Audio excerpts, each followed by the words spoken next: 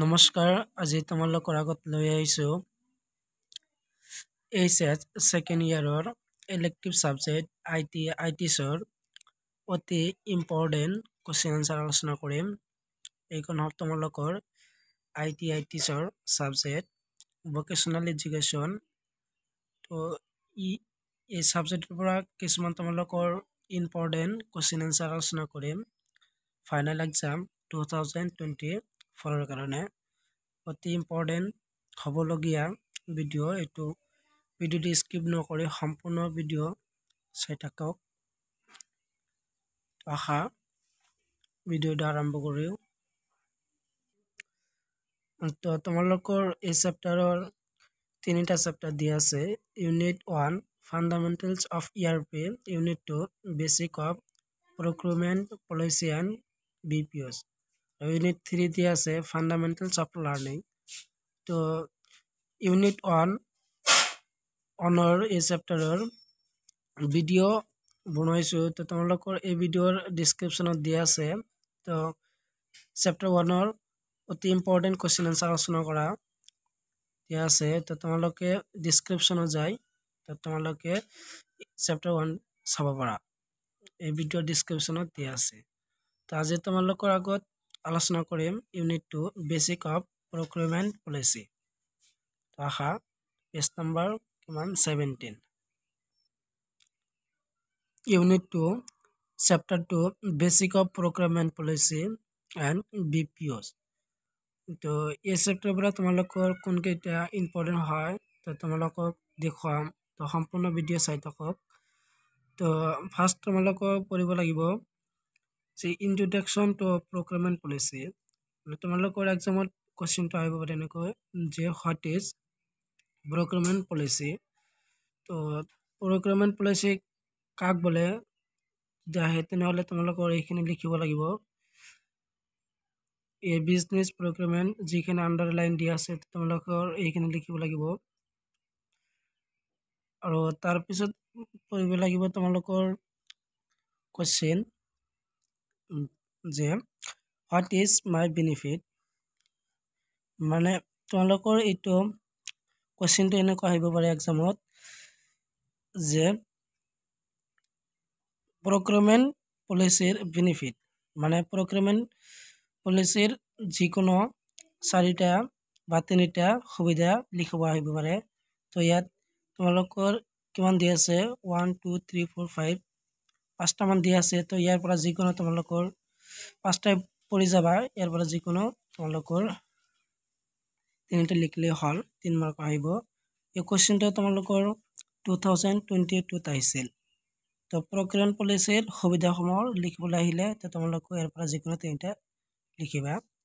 তো এইটো তোমালোকৰ এক্সামৰ কাৰণে অতি ইম্পৰ্টেণ্ট হয়। আৰু তাৰপিছত আছে তোমালোকৰ অতি ইম্পৰ্টেণ্ট কুৱেশ্যন যে প্ৰক্ৰুৰমেণ্ট পলিচিৰ লিমিটেশ্যন, মানে সীমাবদ্ধতা লিখিবলৈ আহিব পাৰে। এইটো তোমালোকৰ এক্সামৰ কাৰণে অতি ইম্পৰ্টেণ্ট হয়। এইটো তোমালোকে পঢ়ি যাবা। তোমালোকৰ ইয়াত 5টা দিয়া আছে। তো তোমালোকৰ যিকোনো 3টাই লিখিবলৈ আহিব এক্সামত। তোমালোকে এইটো পঢ়ি যাবা। তো কুৱেশ্যন এক্সামৰ কাৰণে 2024 এক্সামৰ কাৰণে অতি ইম্পৰ্টেণ্ট হয়। এইটো ভালকৈ পঢ়ি যাবা। এই কুৱেশ্যনটো যিহেতু তোমালোকৰ কোনো ফাইনেল এক্সামত অহা নাই, এবাৰ আহিবলৈ বহুত চান্স আছে। তো তোমালোকে ভালকৈ পঢ়ি যাবা। এই কুৱেশ্যনটো অতি ইম্পৰ্টেণ্ট হয়।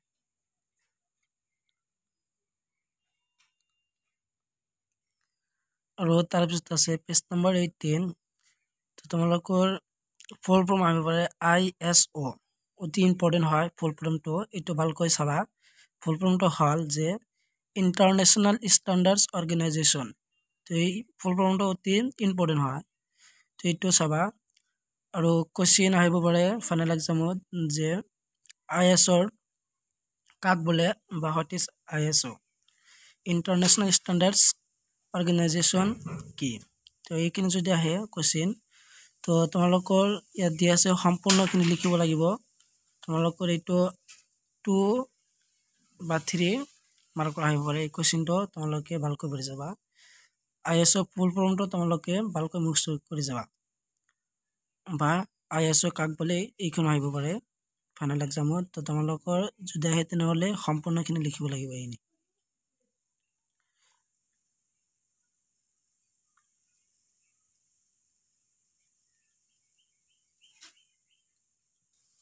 আৰু তাৰপিছত আছে page number 26 learning outcome to describe concept of BPOs।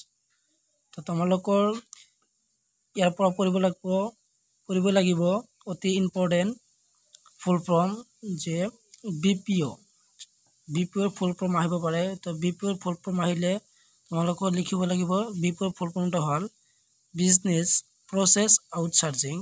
তো এইটো অতি ইম্পৰ্টেণ্ট হয় কোশ্চিন ফাইনেল এক্সামৰ কাৰণে। তো এইটো ভালকৈ চাই যাবা। আৰু তোমালোকৰ আহিব পাৰে হোৱাট ইজ BPO।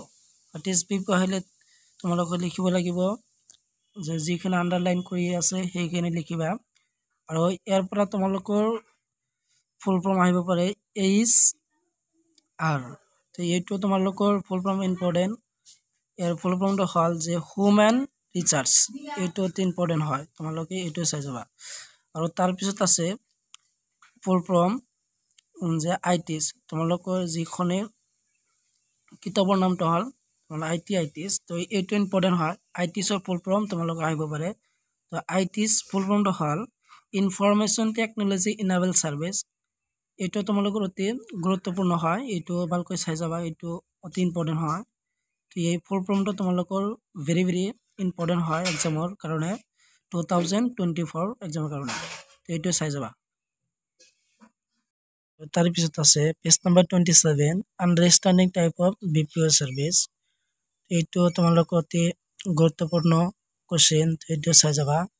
তোমালোকৰ এক্সামত আহিব পাৰে যে ভাৰতীয় BPO কোম্পানীজ এৰ যিকোনো 4টা বা 2টা পাৰ্থক্য লিখা। তো ইয়াত বহুকেইটা দিয়া আছে, তোমালোকৰ ইয়াত 10টা মান দিয়া আছে। এক নম্বৰটো হ'ল customer support service, technical support service. তো এইটো তোমালোকে ভালকৈ চাই যাবা, এক্সামৰ কাৰণে ভেৰি ইম্পৰ্টেণ্ট। তো আহিব পাৰে যে BPO কোম্পানীৰ সেৱাসমূহ লিখা আহিব পাৰে। তো তোমালোকৰ ইয়াৰ পৰা যিকোনো তোমালোকে 4টা মুখস্থ কৰি যাবা। তো ইয়াত 10টা মান দিয়া আছে, তো তোমালোকৰ অতি ইম্পৰ্টেণ্ট হয়, এইটো ভালকৈ চাই যাবা। আৰু তাৰপিছত আছে তোমালোকৰ কোশ্চিন পেজ নম্বৰ হ'ল 28। তো অতি ইম্পৰ্টেণ্ট হয় এই কোশ্চিনটো যে BPO এডভান্টেজ। BPOৰ সুবিধাসমূহ কি যদি আহে তেনেহ'লে এইখিনি লিখিব লাগিব। তো ইয়াত 4টা দিয়া আছে, তো তোমালোকে 4টা ভালকৈ পঢ়ি যাবা। তো ইয়াৰ পৰা যিকোনো 3টা তোমালোকৰ এক্সামত আহিব পাৰে। তো এক্সামত যদি আহে যে BPOৰ এডভান্টেজ বা BPOৰ সুবিধাসমূহ কি লিখা, তো এইখিনি লিখিব লাগিব। তো ইয়াত দিয়া আছে, তো তোমালোকে এইখিনি পঢ়ি যাবা। এইটো তোমালোকৰ এক্সামৰ কাৰণে ভেৰি ইম্পৰ্টেণ্ট, অতি ইম্পৰ্টেণ্ট কোশ্চিন, এইটো ভালকৈ চাই যাবা। আৰু তাৰপিছত আছে BPO লিমিটেশ্যন। BPOৰ সীমাবদ্ধসমূহ কি দায় এক্সামত, তোমালোকৰ এইখিনি লিখিব লাগিব। তো ইয়াত 3টা দিয়া আছে, তো এইটো ভালকৈ পঢ়ি যাবা, অতি ইম্পৰ্টেণ্ট হয় কোশ্চিনটো। 2022 আহিছিল ফাইনেল এক্সামত। তো এই কোশ্চিনটো তোমালোকৰ ভেৰি ইম্পৰ্টেণ্ট, এইটো ভালকৈ চাই যাবা যে BPOৰ সীমাবদ্ধসমূহ কি তেনেহ'লে এইখিনি লিখিব লাগিব তোমালোকৰ এক্সামত, অতি ইম্পৰ্টেণ্ট হয় কোশ্চিনটো, তোমালোকে ভালকৈ চাই যাবা।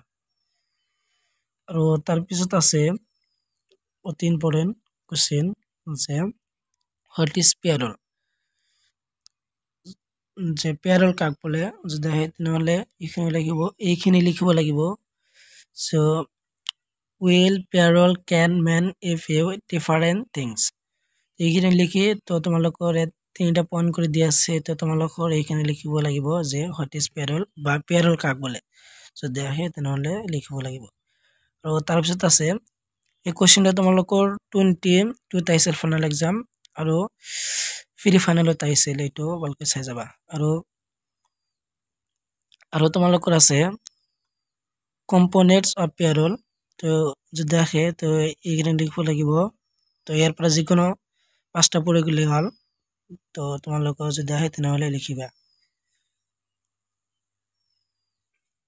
আৰু তাৰপিছত আছে তোমালোকৰ শেষৰ chapter unit 3 fundamentals of learning তো ইয়াৰ পৰা তোমালোকৰ 2023 ফাইনেল এক্সামত আহিছিল তো এইটো ইম্পৰ্টেণ্ট নহয় তো এই চেপ্টাৰটো তোমালোকে এডিশনাল হিচাপে চাই ল'ব পাৰা যে হোৱাট ইজ লাৰ্ণিং বা লাৰ্ণিং কাক বোলে তো এইটো চাই যাবা তো লাৰ্ণিঙৰ সুবিধাসমূহ আহিছিল 2023 এইটো ইম্পৰ্টেণ্ট নহয় তো তোমালোকে এডিশনাল হিচাপে চাই ল'ব পাৰা পেজ নম্বৰ 34 যে লাৰ্ণিং কেৰেক্টাৰিষ্টিক্স মানে লাৰ্ণিঙৰ বৈশিষ্ট্যসমূহ লিখিবলৈ আহিলে তো ইয়াত বুক এটা দিয়া আছে ইয়াৰ পৰা যিকোনো পাঁচটা পড়ে গ'লে হ'ল তো আৰু তাৰপিছত আছে যে ডিফাৰেন্ট টাইপ অফ লাৰ্নিং যে বিভিন্ন ধৰণৰ শিক্ষণ লাৰ্ণিঙৰ বিভিন্ন ধৰণৰ লাৰ্ণিং কি তো আহে তেনেহ'লে এইখিনি লিখিব লাগিব তো তোমালোকৰ ইয়াত বুক এটা দিয়া আছে তো এইখিনি লিখি যাব তো এইবিলাক তোমালোকে এডিশনাল হিচাপে লৈ ধৰি ল'ব পাৰা আৰু তাৰপিছত আছে তোমালোকৰ page number 41 explain knowledge and skill তো এইটো তোমালোকৰ অতি ইম্পৰ্টেণ্ট হয় এইটো চাবা যে নলেজ কাক বোলে স্কিল তো এইটো চাই যাবা তোমালোকৰ এক্সাম কাৰণে এইটো চাই যাবা আৰু একেবাৰে শেষত আছে কুৱেশ্যন নম্বৰ পেজ নম্বৰ 44 এয়া তোমালোকৰ last question types of knowledge এইটো তোমালোকৰ এক্সামৰ ভেৰি ইম্পৰ্টেণ্ট যে জ্ঞানৰ প্ৰকাৰ তো জ্ঞানৰ প্ৰকাৰ যদি আহে তেনেহ'লে তোমালোকৰ কিতাপত দিয়া আছে 10টা মান দিয়া আছে ইয়াৰ পৰা যিকোনো 3 বা 4টা পঢ়ি গ'লে হ'ল তো ইয়াৰ পৰা তোমালোকৰ টাইপছ অফ নলেজ আহিলে তো লিখি দিবা তো এই কুৱেশ্যনটো তোমালোকৰ ভেৰি ইম্পৰ্টেণ্ট হয় ফাইনেল এক্সামৰ কাৰণে ভেৰি ইম্পৰ্টেণ্ট কাৰণ এই কুৱেশ্যনটো ফাইনেলৰ এক্সামত অহা নাই 2022 অহা নাই 23 অহা নাই 24 কাৰণে অতি ইম্পৰ্টেণ্ট হয় কুৱেশ্যনটো ভালকৈ চাই যাবা তো আজিৰ ভিডিঅ' এইখিনি আছিল তো সম্পূৰ্ণ ভিডিঅ' চাই থকাৰ বাবে তোমালোকক সকলোক ধন্যবাদ